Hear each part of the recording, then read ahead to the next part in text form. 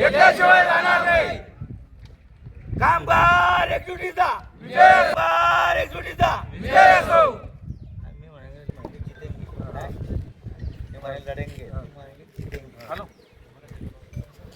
लड़ेंगे जीतेंगे, लड़ेंगे जीतेंगे, लड़ेंगे जीतेंगे. इन्कलाब जिंदाबाद, इन्कलाब जिंदाबाद, इन्कलाब जिंदाबाद, इन्कलाब जिंदाबाद.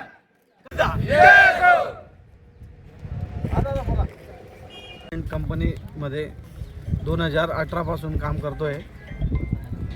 आमच्या मागण्या अशा आहेत की आम्ही गेल्या 9 वर्षापासून या वंडर सिमेंट कंपनीमध्ये काम करतोय. वारंवार आमच्या मागण्या मागून सुद्धा आम्हाला भेटत नाही आहे. आम्ही 9 वर्षापासून इथं जॉईनिंग लेटर मागतोय. आम्हाला जॉईनिंग लेटर दिले गेलेलं नाही आहे, फिक्स पेमेंट नाही आहे आणि डबल ओटी नाही. या मागण्यांसाठी आम्ही उपोषणाला बसलो आहे. जोपर्यंत हे आमच्या मागण्या पूर्ण होत नाही तोपर्यंत आम्ही इथून उठणार नाही. सध्या काम बंद आहे का मग फॅक्टरी? हां, सध्या काम बंद आहे. सर्व लेबर इथं बसलेले आहेत.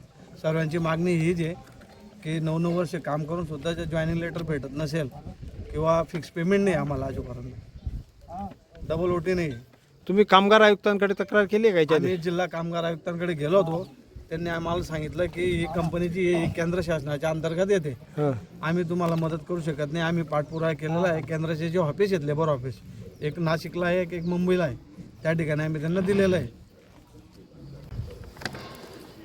ह्या नरडाणे MIDCतील वंडर सिमेंट ह्या सिमेंट कंपनीच्या गेटवर आमच्या नरडाणे गावातील व परिसरातील जे कामगार उपोषणाला बसलेत त्यांच्या व्यथा अशा आहेत की ते मागच्या 8 ते 10 वर्षापासून ह्या कंपनीत काम करत आहेत, पण प्रत्येक वर्षी त्यांना कुठल्याही प्रकारची वेतनवाढ शासनाच्या नियमाप्रमाणे दिली जात नाही, शासकीय भत्ते दिले जात नाही, ओव्हर टाईम दिला जात नाही आणि ज्या वैद्यकीय सुविधा आहेत त्यासुद्धा त्यांना दिल्या जात नाही.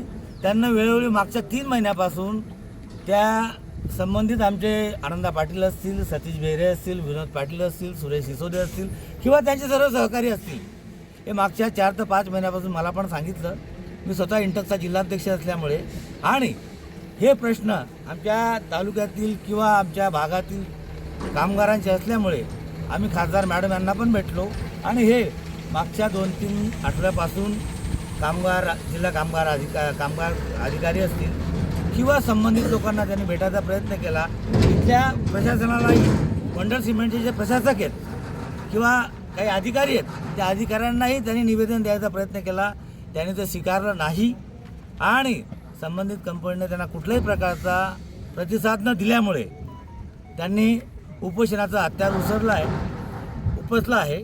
तर मी ह्या आपल्या माध्यमातून सांगू इच्छितो, जोपर्यंत या आमच्या बांधवांना न्याय मिळत नाही तोपर्यंत आम्ही ह्या उपोषणापासून मागे हटणार नाही. त्याच्यासाठी किती प्रकारे संघर्ष करावा लागला तो आम्ही करण्यास तयार आहोत. कारण की इतक्या दिवसापासून आम्ही विचार करत होतो की बुवा आमच्या बांधवांना की आपण प्रशासनात किंवा वंडर सिमेंटच्या प्रशासकाशी आणि कामगारांचं एक समन्वय घडवून आणला पाहिजे. पण जर कामगारांचं कुठल्याही प्रकारचं हित जर प्रशासन लक्षात देत नसेल तर आम्ही स्थानिक आहोत आणि स्थानिक लोक मग काय पुढच्या वेळेला काय उद्रेक करतील हे आता सांगणं उचित होणार नाही. एवढंच सांगतो, इथंच थांबतो आणि जोपर्यंत न्याय मिळत नाही न्याय आम्ही मिळवून घेऊ हे आज असं आम्ही प्रतिपादन करतो आणि इथेच थांबतो. जय हिंद, जय महाराष्ट्र. भाऊ, खासदार मॅडम तुमच्या ज्या पक्षाच्या आहेत तर त्यांच्या मार्फत संसदेमध्ये लक्षवेधी वगैरे उपस्थित करण्याचा प्रयत्न आहे का तुमचा? सांगितलं त्यांना, एकदा त्यांची मीटिंग पण झाली आणि आम्ही आता तेच नाही सर्वांना आम्ही सांगणार आहोत जे लोकप्रतिनिधी आहेत, जे आमच्या तालुक्याचे असतील, जिल्ह्याचे असतील, की हा काही एका पक्षाचा किंवा एका पक्षाचे लोक नाही आहेत.